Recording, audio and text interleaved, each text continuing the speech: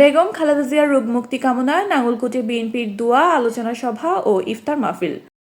আপনারা দেখছেন এসপিটিভি, দেশ ও মানুষের কল্যাণে।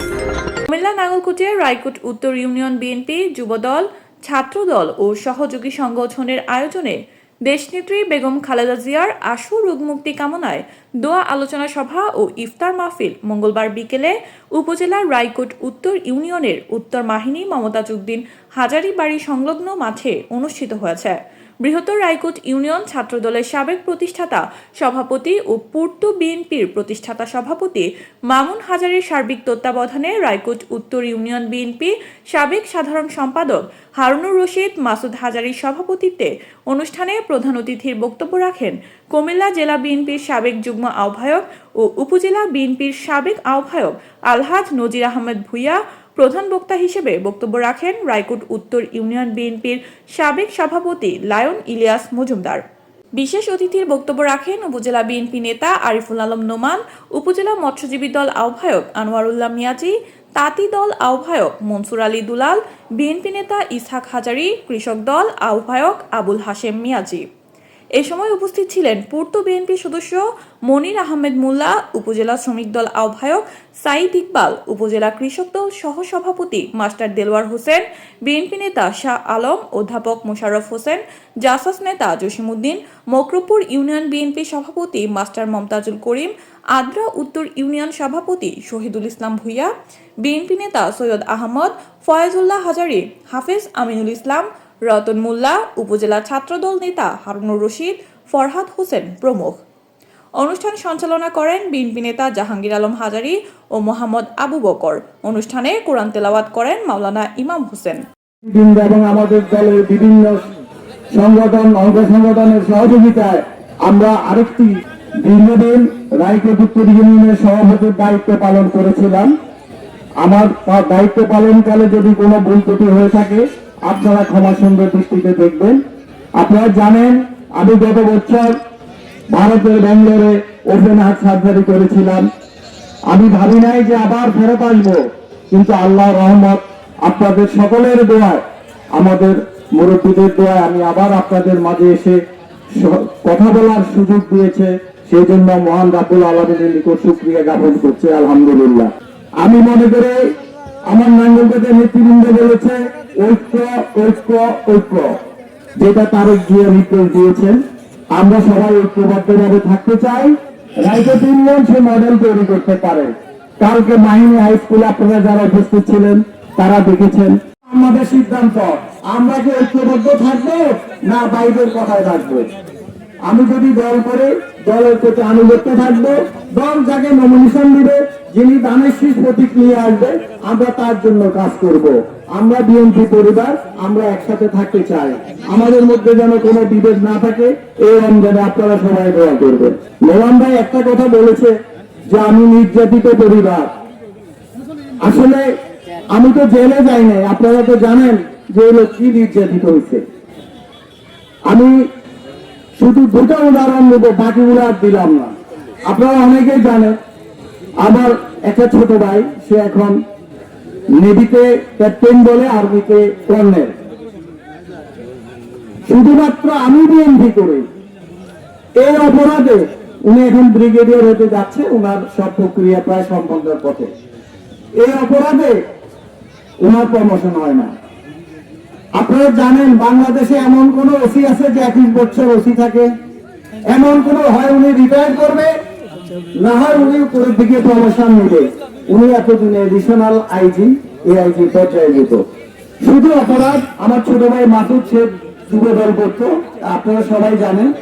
আমি হয়তো বা পরে ইউনিয়নে এসে বিএনপি সভাপতি বা থানা কমিটির দায়িত্বে ছিলাম। এই অপরাধে এখনো ওনার এসিএ ঠিক করতে পারে নাই। এবার বুঝেন, আপনি জেলে যাবেন, দলীয় ভাবে 15 দিন 1 মাস থাকবেন, চলে আসবেন। আপনাকে আমরা দলীয় ভাবে যতটুকু পারি সহযোগিতা করি, কিন্তু ওনাদের যে মানসিক আর্থিক ওনাদের যে পদবিতে এই ফ্যাসিস্ট সরকার বৈষম্য তৈরি করে দিয়েছে, এটা কি অর্থ দিয়ে পূরণ হবে বলেন আপনারা? আমাদের ব্যবসায়িক ক্ষেত্রে, অন্যান্য ক্ষেত্রে যেভাবে আমাদেরকে নির্যাতন করেছে, আমাদেরকে কোণঠাসা করে রেখেছিল। আমি আপনারা যারা উপস্থিত হয়েছেন সকলের সুস্বাস্থ্য কামনা করে সবাইকে বলবো, বিএনপি যেখানে ডাক দিবে, যেখানে বিএনপি অস্তিত্ব থাকবে, আমরা সবাই ঐক্যবদ্ধভাবে বিএনপির জন্য ঝাঁপিয়ে পড়ব। এবং একটি কথা মনে রাখবেন, ফ্যাসিস্ট সরকারের দোসরকে দিয়ে যারা দলবাড়ি করতে চায় তাদের থেকে দূরে থাকবেন, তাদেরকে ঘৃণা করবেন, তাদেরকে প্রত্যাখ্যান করবেন। আমার বিএনপির কর্মী একজনেই যথেষ্ট যিনি বুলেটের সামনে যেতে পারে। আমার বিএনপির কর্মী একজনেই যথেষ্ট যিনি দলকে সংগঠিত করে রাখতে পারে। আশা করি আপনারা সবাই সেই মন মানসিকতা তৈরি করেই এত জেল, জুলুম, নির্যাতন, অত্যাচারের মধ্যেও এখনো পর্যন্ত বিএনপিকে পরিত্যাগ করে অন্য কোনো দলে যান নাই। আপনাদের সবাইকে সেজন্য ধন্যবাদ জানাই। রায়কোট উত্তর ইউনিয়ন কর্তৃক আয়োজিত ইফতার মাহফিলের সম্মানিত সভাপতি, এখানে উপস্থিত হয়েছেন রায়কোট এবং উপজেলার বিভিন্ন স্তরের নেতৃবৃন্দ এবং রায়কোটের কৃতি সন্তান জনাব লায়ন ইলিয়াস এবং আমাদের এখানে উপস্থিত আছেন এই ইউনিয়নের সভাপতি, সেক্রেটারি এবং অঙ্গ সংগঠনের নেতৃবৃন্দ এখানে উপস্থিত আছেন। মুরব্বিয়ান, আসসালামু আলাইকুম। আমি বলতে চাই যে আমরা আজকে ইফতার করেছি।